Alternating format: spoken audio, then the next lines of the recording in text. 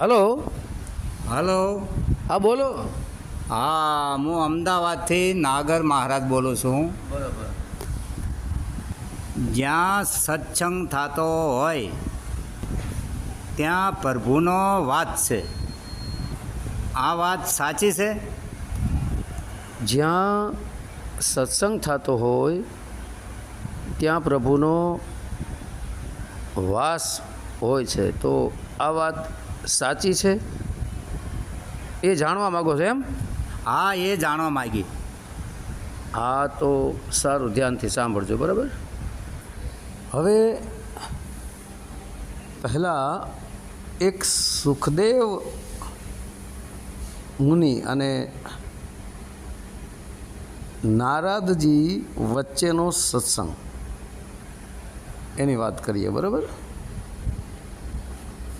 તો એક લોકવાયકા જેવું જ લાગે છે. બાકી નારદ અને સુખદેવ વચ્ચે સત્સંગ થયો હોય કે ન થયો હોય એની તો આપણને કાંઈ ખબર નથી. બરાબર. એ તો નારદજીને અને સુખદેવજીને જ ખબર હોય. પરંતુ આમાંથી સમજવા જેવું એક પોઈન્ટ મળી આવે છે, એટલા માટે આ વાત કરું છું કે સુખદેવજી અને નારદજી એક ખાટલા ઉપર બેસીને સત્સંગ કરતા હોય છે. બરાબર.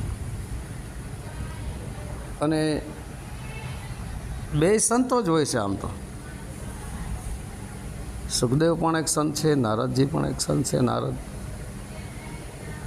બરાબર. તો ત્યારે સત્સંગ થાય છે એટલે ભગવાન ભોલેનાથ અને માતા પાર્વતી ત્યાંથી નીકળે છે, ઊભા રહી જાય છે ઉપર આસમાન માર્ગે. બરાબર. કારણ કે સત્સંગ થતો હતો, તો જ્યાં સત્સંગ થતો હોય ત્યાંથી પ્રભુને હટાય તો નહીં. કારણ કે સત્સંગ થતો હોય ત્યાં પ્રભુનો વાસ છે, હોય છે. બરાબર. તો હવે સત્સંગ જ્યાં થતો હોય ત્યાં પ્રભુનો વાસ છે. બરાબર. આમ કીધું તમે પૂછ્યું, હોય છે. આ વાત સાચી છે. તો હવે આગળ વધીએ પછી ભગવાન ભોલેનાથ માતા પાર્વતીને કહે છે કે દેવી, આ બે સંતો વચ્ચે સત્સંગ થઈ રહ્યો છે અને આમાં મહાન કોણ સંત છે એમ? સુખદેવજી મહાન છે કે નારદજી મહાન છે? બરાબર. તો દેવી પાર્વતી કહે છે કે પ્રભુ, સંતન કી ગતિ ન્યારી. સંતને ઓળખવો એટલી સહેલી વાત નથી. હા, બાકી સંત બનીને નીકળી પડે, શરીરને સંત કરીને બનાવીને આવે. દાઢી ને જટા ને તિલા ને તબકા ને માળાવું, લાલ કપડાં, કાળા કપડાં, પીળા કપડાં, સફેદ કપડાં, સાધુનો વેશ બનાવીને નીકળી જાય છે. શરીરને સાધુ બનાવે છે. તો જે શરીરને સાધુ બનાવે છે એની અંદર કાંઈ હોતું નથી, અને જેની અંદર કાંઈક હોય છે એ બાયણે દેખાવો કરતા નથી. બાયણે દેખાવો કરે એટલે સમજી લેવાનું કે આમાં કાંઈ છે નહીં લાંબુ. ને જેની અંદર કાંઈક હોય છે એ જગતને બતાવવાનો પ્રયત્ન કદાપી કરતો જ નથી. આ પણ નોટ કરજો. બરાબર. કારણ કે આ તો એક લાલ ને પીળા ને સફેદ ને કાળા ને આવા વસ્ત્રો પહેરીને દુનિયાને ઠગી રહ્યા છે. ઢોંગ પાખંડ કરીને ધર્મના નામે એક ધંધો ચલાવી રહ્યા છે. કારણ કે એને ખબર છે કે આ ધંધામાં પૈસા જાજા મળે એવું છે. હવે ખેતરમાં મજૂરી કરનારો વ્યક્તિ આખો દિવસ મજૂરી કરે ત્યારે 400થી 500 રૂપિયા એને મજૂરી મળે છે. અને આ જે સાધુના વેશ કરીને માગવા નીકળી ગયા છે, લાલ ને પીળા ને સફેદ ને વસ્ત્રો પહેરીને, વિચારજો તમે, દાઢી જટા ને વધારે સાધુ જેવો વેશ કરી લઈએ તો ગોરખનાથ બાપા કહે છે કે તન કો જોગી સબ કરે મન કો વિરલા કોઈ. આને તો તનને શરીરને જોગી કર્યું હે. મનને જોગી બનાવવું નહીં કોઈ વીર પુરુષ કરી શકે. જે મન જેનું જોગી બની જાય ને દેહ સાથે મતલબ નથી. હે ભેખ તો આ 5 તત્વોનો તમે પહેર્યો જ છે, 5 રંગનો, ધરતી આકાશ વાયુ અગ્નિ, આ 5 તત્વોનું આ ભેખ તો પહેર્યો જ છે ને. પચરંગી છે, 5 એના રંગ છે. હું ઘણી વાર કહું છું કે ધરતી રંગ પીળો, હે પાણી રંગ સફેદ, અગ્નિ રંગ લાલ, વાયુ રંગ લીલો, આકાશ રંગ વાદળી. આ પચરંગી ભેખ તો તમે પહેર્યો જ છે. તો પછી બીજો કયો ભેખ પહેરવાનો? શરીર ઉપર ભેખ આ જગતને બતાવવાનો, ઢોંગ ધતુર કરીને જગતને લૂંટવાના. તો મિત્રો, સજાવટ કોણ કરે? બાયણે ડેકોરેશન કોણ કરે? જેને ધંધો કરવો છે એ જ ને, એ જ ડેકોરેશન કરે. તમે જોઈ લેજો જાજા ભાગે. એક આપણે પાન બીડી માવા ગુટકા ફાંકીની જે દુકાન આવતી હોય છે, બરાબર, એમાં બીડી 10-15 રૂપિયાની જે કાંઈ આવતી હોય, બરાબર, બીડી માચીસ ને આ માવા ફાંકીન ગુટકાન, એ નશીલો પદાર્થ વેચવા માટે એ મિત્રો 10-10 લાખનું ફર્નિચરનું સજાવટ કરે. સુંદર દુકાનને દેખાડે છે, દુકાનને સુંદર દેખાડે છે, સજાવટ કરી, બરાબર.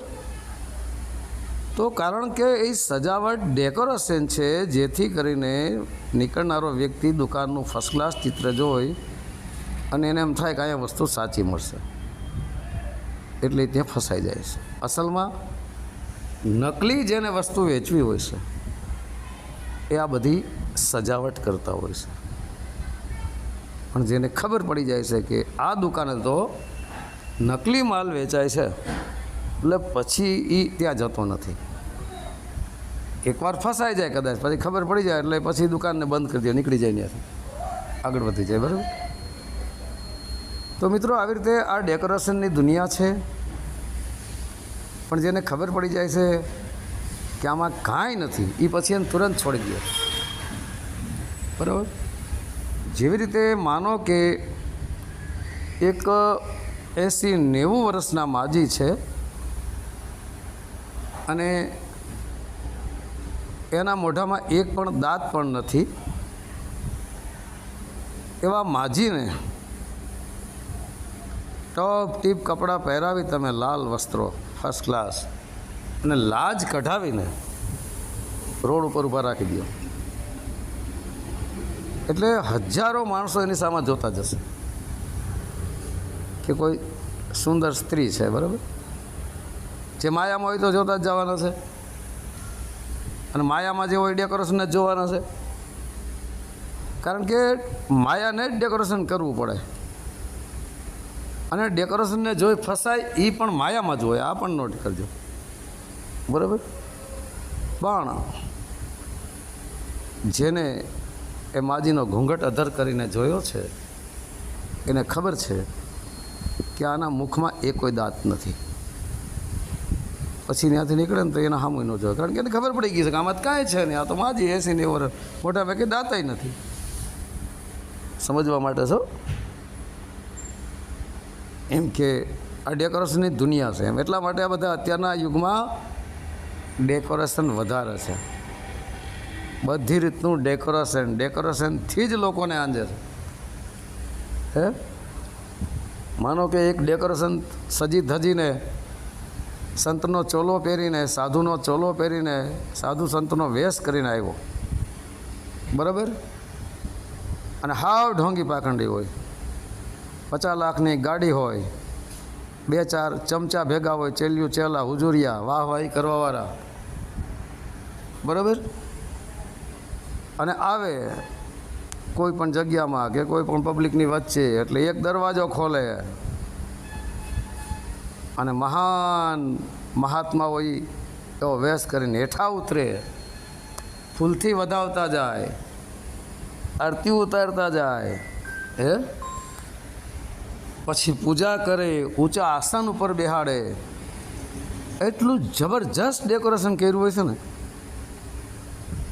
અને પછી એનો વિડીયો બનાવે બધાને, એને ટીવી માથે મૂકે, સોશિયલ મીડિયા ઉપર મૂકે, યુટ્યુબ ઉપર મૂકે, એટલે લોકો એના પ્રત્યે આકર્ષિત થાય, ભ્રમિત થાય, ફસાઈ જાય પછી. પણ અસલમાં અંદર કાંઈ નથી હોતું. એટલે આ ડેકોરેશનની દુનિયા છે. પરંતુ કોઈ સાચો સંત હશે જેની પાસે, બિચારા પાસે કોઈ પ્રકારનું ડેકોરેશન નહીં હોય, ફાટેલ તૂટેલ કપડામાં હશે, ગાંડા જેવી હાલતમાં હશે, સત્યનિષ્ઠ હશે, એના હામું પણ કોઈ નહીં જોવે. જેવી રીતે ચિત્રામાં મસ્તરામ બાપુ બેઠા હતા, કરોડો માણસો ત્યાં નીકળી ગયા છે. મસ્તરામ બાપુ પોતાના ધ્યાનમાં મગ્ન હતા, ચિત્રા ભાવનગર. કારણ કે સત્ય હતું, એના હામું કોઈ નહોતું જોતું. ઢોંગી પાખંડીઓ પાસે લાખો માણસો દોડીને જતા હતા. એના જેવું છે મિત્રો. કારણ કે સત્યને ઓળખવું ખૂબ જ કઠિન છે. સત્ય ઓળખાય એવું નથી. અત્યારે જગતમાં ઢોંગ પાખંડ વધારે ફેલાણો છે. હું કહું છું, બધાય ખોટાય નથી હોતા, એમ બધાય સાચા પણ નથી હોતા. છે 5% સાચા, નથી એવું નહીં. જો 5% સાચા સંત મારાનો હોય ને, તો આ બ્રહ્માંડ 9% એના આધારે ટેકવું હોય. પણ ઝાઝા ભાગે 95% ધર્મના નામે ધંધો કરવાવાળા છે, ઢોંગવા કરવાવાળા છે, ઢોંગી છે, પાખંડી છે. મિત્રો, આવા લોકોથી ડેકોરેશન કરે ને એનાથી સાવધાન થઈ જજો. ડેકોરેશનની આ દુનિયા છે ને, ડેકોરેશનમાં તમને ફસાવશે. એટલે ડેકોરેશન જોઈને અંજાય ન જતા, ફસાય ન જતા. બરાબર? જેવી રીતે માનો કે એક દીકરા માટે આપણે કોઈની દીકરીને જોવા માટે ગયા, બરાબર? પછી દીકરાના જે માતા પિતા હોય છે, અન્ય 2-4 લોકો ભેગા હોય છે, સામેવાળાની દીકરીને જોવે છે. દીકરી અતિ સ્વરૂપવાન હોય, સુંદર હોય, તો એને પસંદ કરી લઈએ કે ના ભાઈ, અમને તો પસંદ છે, હવે તમે અમારા દીકરાને જોજે. અથવા દીકરો સાથે આવ્યો હોય તો કે જો આ મારો દીકરો છે, બરાબર? એટલે દીકરો ને દીકરી એકાબીજાને જોઈ લે કે ભાઈ દીકરો એ રૂપાળો છે, નાકે નેણે બધી રીતે રૂપાળો છે, શરીરેથી પણ રૂપાળો છે, એટલે બેનો રિશ્તો નક્કી થઈ જાય. પણ એની વિચારસરણી નથી જોતા કે ભાઈ આ તો એક ચામડીનું રૂપ છે, પણ અંદર એનો આત્મા જે છે એની ઉપર આવરણો છે કે નથી, શુદ્ધાત્મા છે કે મલિન આત્મા છે, કામ, ક્રોધ, લોભ, મદમો આ 5 આવરણોવાળો આત્મા છે, મનચિત બુદ્ધિમાં ફસાયેલો આત્મા છે, એની સુરતા આત્માની, આત્મા તો કે ફસાય નહીં, એની સુરતા. બરાબર? તો કહેવાનો અર્થ મારો એવો થાય છે કે આ ડેકોરેશનની દુનિયા છે, બરાબર? રૂપને જોવે છે, એના ગુણધર્મને કોઈ નથી જોતા. એની અંદર જે ગુણધર્મ છે એને નથી જોતા, એનું જીવન ચરિત્ર નથી જોતા, એનું આચરણ નથી જોતા, પણ રૂપને જોઈ અને અંજાઈ જાય છે અને જિંદગીને ઝેર કરી નાખે છે. દીકરી હોય, સ્વરૂપવાન હોય ને એની અંદર હવે ચલો ઠીક છે બધું, એક નારીના સાચા લક્ષણ ન હોય તો શું તમે માનશો એમ? ને દીકરો હોય ને એની અંદર એક નરના સાચા લક્ષણો ન હોય તો શું કામનું? રૂપને શું કરવાનું? ભલે દીકરી કાળી કબૂતરી હોય, ભલે દીકરો કાળો હોય, પણ એના ગુણધર્મને જોજો મિત્રો. એમ સંતના ગુણધર્મને પકડજો. એના વેશને ન પકડતા, એના ભેષને ન પકડતા કે આ સાધુ છે. એવું તો અનેક નીકળી જાય, નકલી હોય, ઢોંગી હોત હોય. રાવણ નહોતો આવ્યો, મેં નથી વાત કરી કે રાવણ આવ્યો તો ભગવા વસ્ત્ર જ પહેરીને. રાવણ તો શિવજીના પરમ ભક્ત હતા, પણ સાચા હતા બિચારા. પરંતુ એને સંકેત આપ્યો છે આપણને કે ભાઈ જેવી રીતે હું ભગવા વસ્ત્ર પહેરીને આવ્યો છું અને માતા સીતાનું હરણ કરવા, જો કે એ તો નકલી માતા સીતા હતા, અસલી તો અગ્નિ પાસે હતા, બરાબર? તો એવી રીતના આ રામ અવતારમાં એક જ રાવણ છો અને ભગવા કપડાં પહેર્યા છે.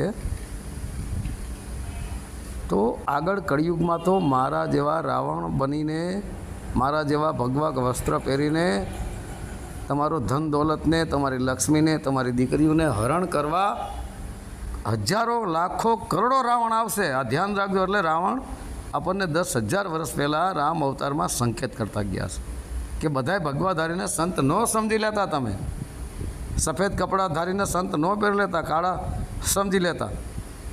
કાળા વસ્ત્ર ધારીને સંત ન સમજી લેતા, પીળા વસ્ત્ર ધારીને સંત ન સમજી લેતા. એટલે દેહ ઉપર તમે ન જાશો, દેહના ડેકોરેશન ઉપર ન જાજો. એના ગુણધર્મ, એનું જીવનચરિત્ર, એનું આચરણ તપાસો તો ખ્યાલ આવશે.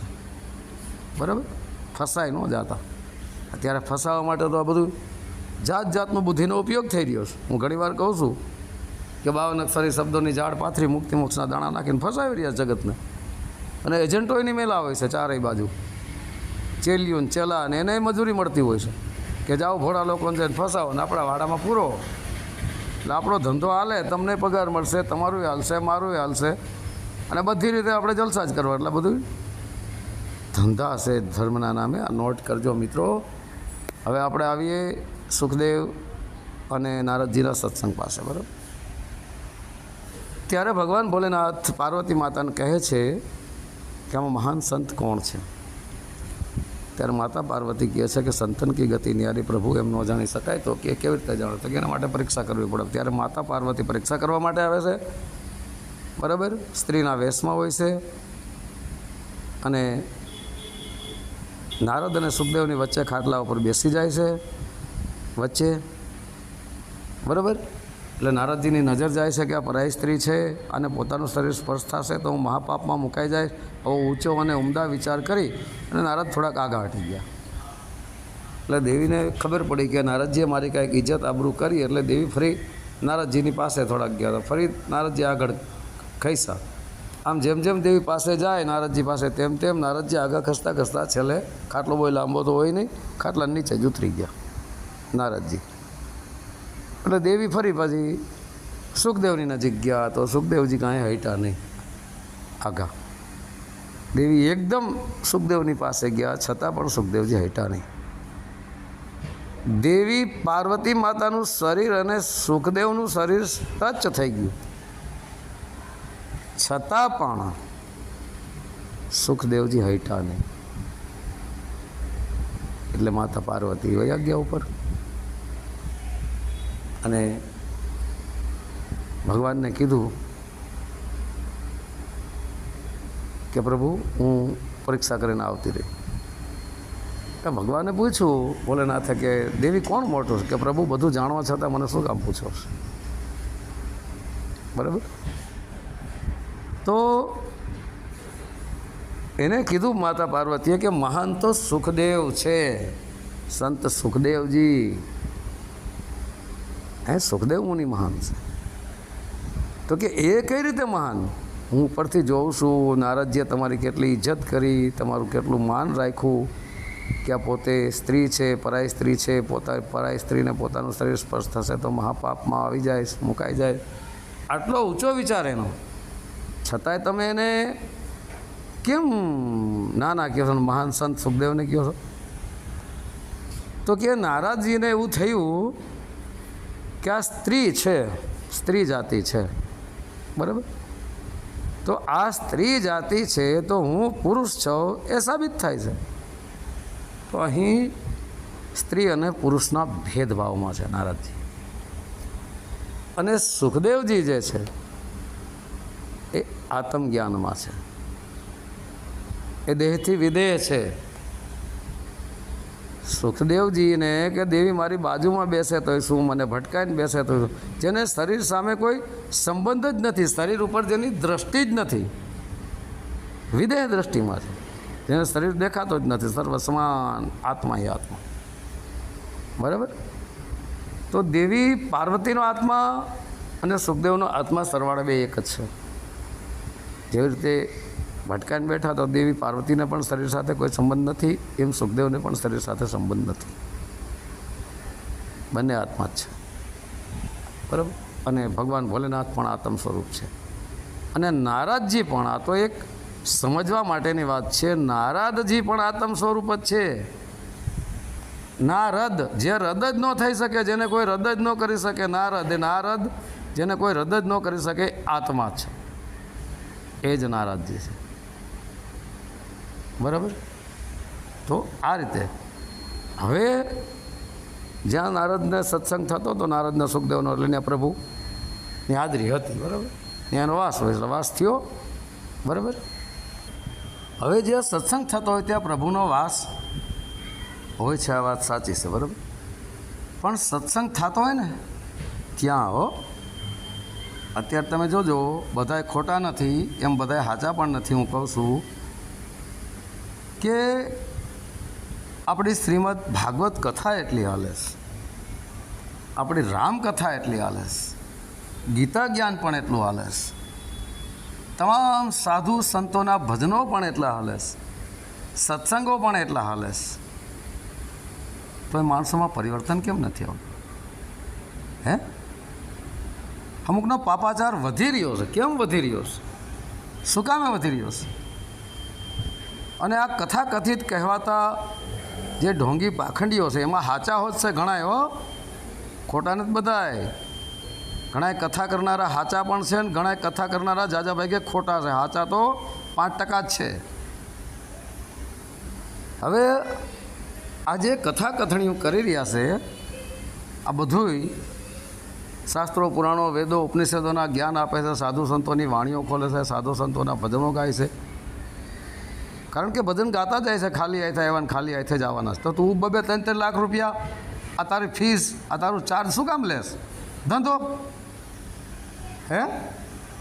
કથા કરે છે એની અંદર ચાર્જ હોય છે એનું 2-5, 10-10 લાખ. તો એ શું થયું? ધંધો. કારણ કે એ તો કથાવાળો તો ધંધા માટે આવ્યો છે અને સાંભળનાર હવે એને વેચાતો લીધો છે કથા. તો આ ધંધો નહીં. પણ જ્યાં નિસ્વાર્થ ભાવે કથા કરનારા સાચા કોઈ સંત છે, સાચા કોઈ કથાકાર છે અને નિસ્વાર્થ ભાવે જે કથા કરાવે છે અને નિસ્વાર્થ ભાવે જે માત્ર પ્રભુની કથાનું શ્રવણ કરવા આવે છે એ સાચા છે. હે, એનેથી જગતનો ઉદ્ધાર થાય. બાકી આટલું બધું હાલત છતાં કોઈને શબ્દો અડતા કેમ નથી? હે? તો મિત્રો, કથા એટલે પરમાત્માની કથા, ભગવાનની કથા, આત્મકથા. તો એ જે વક્તા છે કથાકાર એને આત્મજ્ઞાન હોવું જરૂરી છે. એ સ્વયં સત્યનિષ્ઠ હોવો જરૂરી છે. સ્વયં એના જીવનમાં સત્યનું આચરણ હોવું જરૂરી છે. તો જ સામેવાળાને એના શબ્દો અડે. કારણ કે સ્વયં જે આચરણમાં નથી, સત્યનું આચરણ નથી ને, એના શબ્દોના બાણ ઠૂઠા હોય, લાગે નહીં સામેવાળાને. હે? અને જો કથાવાચક સાચો હોય અને બાણ મારતો હોય સામે લોખંડ હોય સાંભળનાર, તો એને પણ લાગે નહીં. બે ઉલટા સુલટા. એટલે ગરીબદાસની વાણી હું ઘણીવાર બોલું છું કે मतवादी ना माने सतवादी की बात, वक्ता कथा सुनाए श्रोता सुन घर जाए, ज्ञान ध्यान की खबर नहीं कैसो जन्म गवाए. હે, વક્તા કથા કરીને વયો જાય, શ્રોતા સાંભળીને વયો જાય, જ્ઞાનની ધ્યાનની તો ખબર નથી. આમ નામ કથણી બકણીમાં જીવન બરબાદ કરી નાખે છે. બરાબર. તો હવે સત્સંગ 2 પ્રકારના છે. એક તો 52 અક્ષરી સત્સંગ. બરાબર. જે મુખે બોલાય અને કાને સંભળાય એ 52 અક્ષરી સત્સંગ છે. જે રીતે હમણાં ગુરુ પૂર્ણિમા ગઈ, તમે જોજો ઘણી જગ્યાએ ગુરુએ પોતાના ચેલ્યું ચેલાને ભેગા કર્યા છે. કોઈ સાચા ગુરુ જે હશે એ માત્ર ગુરુ પૂર્ણિમા ઉજવશે. ગુરુ પૂર્ણિમાને જીવિત રાખવા માટે ઉજવશે. હિન્દુ સંસ્કૃતિ સનાતન ધર્મને જાગૃત રાખવા માટે ઉજવશે. એ સાચા છે. અને જે પૈસા માટે ઉજવશે, ગુરુ પૂર્ણિમાનું આયોજન કરશે અને ચેલ્યું ચેલાને ફોન કરશે ને બોલાવશે, તેને ગુરુ પૂર્ણિમા સાથે કોઈ મતલબ નથી. પૈસા કોણ કેટલા મૂક્યા છે એની માથે નજર હોય. અમુક પૈસા માટે પણ આવું બધું ઉત્સવો કરતા હોય છે. અને અમુક સાચા જે છે લોકોનો સુધાર માટે પણ આયોજન કરતા હોય છે. બધું છે જ ઉલટા સુલટું, નથી એમ નહીં. સાચું છે ખોટું છે, બધી જગ્યાએ ખોટું નથી હોતું, એમ બધી જગ્યાએ સાચું પણ નથી હોતું. હે તો આ બહુ વિચાર કરવા જેવી વાત છે કે આટલું બધું જ્ઞાન સત્સંગ હાલી રહ્યું છે, તો આ સુધારો કેમ નથી આવતો? દિવસે ને દિવસે માણસો જુગાર તરફ વળતા જાય છે, દારૂ તરફ વળતા જાય છે, ચોરી તરફ વળતા જાય છે. અરે અત્યારે ઘરે ઘરે ઝઘડા હાલી રહ્યા છે, કોઈ ઘર બાકી નથી. વ્યસનમાં એટલા આંધળા થઈ ગયા છે, ઝઘડાઓમાં આંધળા થઈ ગયા છે. કેમ સુધારો નથી થતો? તમે સ્વયં વિચારજો. કારણ કે ધર્મના નામે જે ધંધા કરતા હોય ને એનાથી કોઈ દી સુધાર ન થાય. આખી જિંદગી મથો તો એવું આવે, તો હજારો આવે તો એમાં કાંઈ પરિવર્તન ન આવે. પણ જેને ધંધા સાથે કોઈ મતલબ નથી, હે પરમપિતા પરમાત્મા, જે સત્સંગ હું કરું, અથવા હે પ્રભુ શ્રી રામ, જે તમારી રામાયણના ગુણગાન ગાઓ, તમારું જીવન ચરિત્રના ગુણગાન ગાઓ, તમારી કથાના જે હું ગુણગાન ગાઉં છું 9 દિવસ સુધી, તો હે પ્રભુ શ્રી રામ, તમે મારી અંદર સ્વયં પ્રગટ થઈ અને મારા મુખ દ્વારા જે શબ્દો પડે એની અંદર પણ હે માતા સરસ્વતી, તમે બિરાજમાન થાજો. અને હે ગુણપતિ, મને એવા ગુણ આપજો સારા, કે જેથી કરીને લોકો ઉપર આ તમારી કથાનો પ્રભાવ પડે અને લોકોમાં સુધારો આવે, પરિવર્તન આવે. આવા ભાવથી જે કથા કરતો હોય છે તે કથાકાર સાચો છે. અને માત્ર પ્રભુ શ્રી રામના, ભગવાન કૃષ્ણના જે ગુણધર્મને પકડે છે એવા લોકો, મિત્રો, આત્મ પરમાત્મ શબ્દ સુધી પહોંચી શકે છે. બરાબર છે? બાકી તો જે 5-5 ને 10-10 લાખ રૂપિયા લેતા હોય તો ધંધો છે, એનાથી એકેયનો શું છે? તો ધર્મના નામે ધંધો છે. બાકી તો સત્સંગ જે હોય છે ને એમાં લોકોમાં ફેરફાર થઈ જાય, પરિવર્તન થઈ જાય. તો હવે 52 અક્ષરી જે સત્સંગો થતા હોય છે, સાધુ સંતોના હોય, પંથાપંથીવાળાઓના હોય, વાળાવાળીવાળાઓના હોય, સંપ્રદાયોવાળાઓના હોય, કોઈ પણના જે સત્સંગો હોય એમાં ખેંચા તાણી જે થતી હોય ને, એક કે મારું જ્ઞાન સાચું, બીજો કે મારું જ્ઞાન સાચું, ત્રીજો કે અમારું જ્ઞાન સાચું, એક કે અમારો પંથ મોટો, બીજો કે અમારો પંથ મોટો, ત્રીજો કે અમારો ધર્મ મોટો, ચોથો કે અમારો ગુરુ સાચો, બીજો કે અમારો ગુરુ સાચો. એકાબીજાના ટાટિયા ખેંચીને જે પાડવામાં જ મથે છે, વાદ વિવાદમાં જ મથે છે, ઈર્ષા નિંદામાં જ મથતો હોય છે, એ સત્સંગ છે જ નહીં. ત્યાં પ્રભુનો વાસ કોઈ દિવસ ન થાય. ત્યાં તો કળિયુગી કાળનો વાસ થાય. તમે જોઈ લો છો ને વાણીમાં, અમે જ મહાન, આઈ એમ સમથિંગ, ઈગો, અહંકાર, અભિમાન, હું જ સર્વશ્રેષ્ઠ, હું જ મોટો મુક્તિદાતા, મારા જેવો કોઈ નહીં, હું કહું એ જ સાચું, બાકી બધાનું ખોટું. આ કળિયુગી કાળ છે. આ તો જગતને ભ્રમિત કરવા નીકળાશે. ન્યા પ્રભુનો વાસ ન હોય, ત્યાં કાળનો વાસ હોય, ત્યાં કળિયુગનો વાસ હોય. બડાઈ કરતો હોય ને ત્યાં કળિયુગનો વાસ હોય, ત્યાં પ્રભુનો વાસ કોઈ દી ન હોય. વાદ વિવાદમાં, તર્ક વિતર્કમાં એમાં નથી, ઈર્ષા નિંદામાં, ત્યાં તો કળિયુગનો વાસ. સાચા સંત પાસે કાંઈ ન હોય. આ 52 અક્ષરી સત્સંગ થયો. હવે 52 અક્ષરી એક સત્સંગ સાચો સંત કરતો હોય તો એનોય ભાવ મેં આગળ કીધું એવો હોવો પડે. અને એ જાજા ચેલ્યું ચેલાય નથી મૂંડતો, અમે નિશાની આપીશ. જેમ માતા ગંગા સતીએ એક પાનબાઈ માતાને શિષ્ય કર્યા, પાત્ર બનાવીને પછી પીરસું છે, કુપાત્ર આગળ ન પીરસે. જેમ ભોજા બાપાએ જલારામ બાપા, વાલમ બાપા અને એક બે વ્યક્તિ બીજા 2 થી 3 4 જ શિષ્યો કર્યા છે. સવાદાસ બાપુએ પણ બજાડા પાટણીવાળા જબુ માતા, બળદેવ બાપા અને 1 2 બીજા કદાચ હશે એટલાને શિષ્ય કર્યા છે.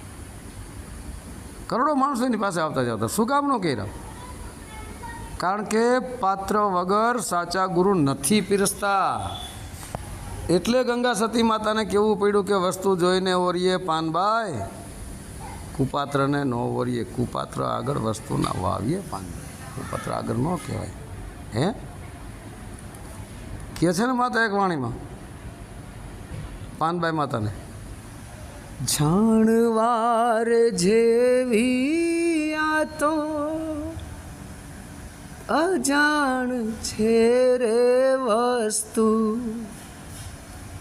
અધૂરિયાને નો કેવાય રે. કેટલો ઊંચો પોઈન્ટ આપ્યો છે કે જાણવા જેવી જે વસ્તુ છે ને હે એ આત્મા છે, એ વચન છે, એ પરમાત્મા છે, એ યથાર્થ વચન છે, એ સોહમ શબ્દ છે. બાકી અધૂરિયાને ન કહેવાય. વસ્તુ અહીંયા જાણવા જેવી વસ્તુ શબ્દ વાપર્યો છો એટલે આત્મ પરમાત્મ શબ્દ કોઈ વસ્તુ નથી, પણ સમજવા માટે કહેવામાં આવ્યું છે. અધૂરિયાને ન કહેવાય. અધૂરિયા કોણ કહેવાય? તેને પૂરું જ્ઞાન નથી, વિષય વાસનામાં છે, મોહ માયામાં છે, બધા અધૂરિયા છે. એ પાત્ર નથી એમ મતલબ પાત્ર વગર નહીં પીરસવાનું. પાત્ર હોય તો જ એને કહેજો. બાકી અધૂરિયા કુપાત્ર છે, એટલે કુપાત્ર પાસે આ વસ્તુ ન કહેતા. બરાબર? બાકી લાખોની સંખ્યામાં ચેલિયું ચેલા મૂંડી નાખે છે, એનો અર્થ શું છે? એને ચેલિયું ચેલા સાથે કોઈ મતલબ નથી. તરવું હોય તો તરે, નકર પડે ઊંડા કૂવામાં. બાકી રૂપિયાવાળો બની જાય, 4 વ્હીલ ગાડીઓ આવી જાય, કાંઈ એનો ઉઘાડા ભેગા રખડતો હોય ને પછી 4 વ્હીલ ગાડીઓ આવી જાય, બંગલાએ થઈ જાય, દેશ વિદેશમાં રખડવાના પૈસા થઈ જાય, જલસા થઈ જાય. જાજા ચેલ્યું ચેલા લાખોની સંખ્યામાં મૂંડી એટલે સમજી લેજો ધંધો છે. એ નથી જોતા પાત્ર કે નથી જોતા કુપાત્ર. દારૂ પીતા હોય તો ભલે, બીડી પીતા હોય તો ભલે, જુગાર રમતા હોય તો ભલે, તમાકુ ખાતા હોય તો ભલે, પાન ફાંકી માવા ગુટકા ખાતા હોય તો ભલે, એવા નહીં ચેલ્યું ચેલા મૂંડવા માંડે છે. હે અને ગુરુ મળવા છતાંય ઓલાવથી માવાન પાન ફાંકીને ગુટકાન દારૂને એવું ન છૂટતું હોય તો ગુરુ શું કામના? એટલા બધો ધંધો છે. પાત્રે નથી જોતા ને કુપાત્રે નથી જોતા ને એને ચેલ્યું ચેલા સાથે મતલબ નથી, એને પૈસા સાથે મતલબ છે ને પછી સંગઠન બનાવે. હું ઘણી વાર કહું છું ને એકલા 15 આવી જાવ અંદર આ બધા એવા છે અને ચેલ્યું ચલાય. વાહ ગુરુજી. અને ગુરુ એના ચેલ્યું ચલાનું વખાણ કરે. મારો આ શિષ્ય તો મહાન છે, મારો આ શિષ્ય તો જોરદાર છે. તો ગુરુ કોઈ દિવસ પોતાના શિષ્યનો વખાણ પણ ન કરે. આ પણ નોટ કરજો. કારણ કે હું ઘણીવાર મિત્રો એક ફિલ્મી ભજન જેવી વાત કહું છું, નથી કહેતો?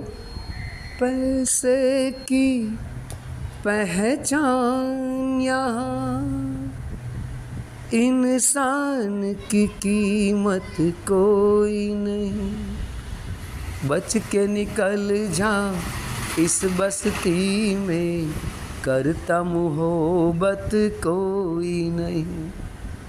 પૈસાની જ ઓળખાણ છે અહીંયા, માણસની કોઈ કિંમત નથી.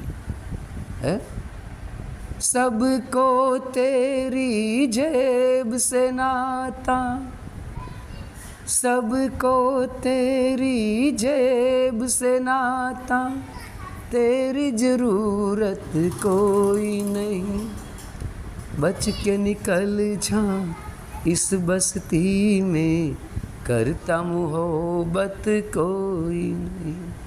આ સંસારરૂપી વસ્તીમાંથી ભક્તિ ભજન કરીને બચીને નીકળી જા. બાકી અહીંયા કોઈનું કોઈ નથી, કોઈનું મોહબ્બત નથી કરતું, સ્વાર્થના સગા છે. બરાબર? તો હવે જ્યાં એક 52 અક્ષરી સત્સંગ પણ સાચા સંતો કરતા હોય છે અને એક ધંધાવાળા પણ કથણી બકણી કરીને લોકોને ફસાવાનો એક પ્લાનિંગ હોય છે. થોથા વાંચી લે ને થોથા વાંચીને કંઠસ્થ કરી લે ને પછી બોલે ને મનમુખી પ્રમાણે વાતું કરે. હે આ લૌકિક સત્સંગ છે. લૌકિક સત્સંગ એ ઘણી જગ્યાએ સાચો થાય છે, પણ 95% લૌકિક સત્સંગ કથણી બકણી ખોટો થાય છે, લોકોને ફસાવાના છે. ત્યાં કાળનો વાસ હોય ને ત્યાં પ્રભુનો વાસ ન થાય. જ્યાં કાળ છે ત્યાં પ્રભુ નથી ને પ્રભુ છે ત્યાં કાળ પોગી જ નથી શકતો. હવે આવીએ મૂળ સત્સંગમાં. મૂળ જે સત્સંગ છે પ્રભુનો વાસ કઈ જગ્યાએ છે? સત એ સત્ય સનાતન આત્મ પરમાત્મ સોહમ ઓહમ શબ્દ એ સત છે. અને જેની સુરતાનો સંગ, સંગ એટલે સુરતાનો સંગ સત સાથે થઈ ગયો, ત્યાં પ્રભુનો વાસ છે. કયા પ્રભુ? એ જ આત્મ પરમાત્મ પ્રભુ. એ સુરતાની અંદર એનો વાસ છે, ત્યાં વાસ છે. આ સત્સંગ એક લૌકિક એક અલૌકિક. સત એટલે સત્ય ને સંગ એટલે સુરતાનો સંગ સત્ય સાથે કરવો, ત્યાં પ્રભુનો વાસ છે. કથણી બકણીમાં નથી ગયા. હે તો સમજાણું કે નહીં તમને? હે હા, સમજાણું. નક્કી વાત સાચી છે. સારું, તો જય ગુરુદેવ. જય ગુરુદેવ. સત્ય સનાતન ધર્મની સત્ય સનાતન ધર્મની જય હો. જય.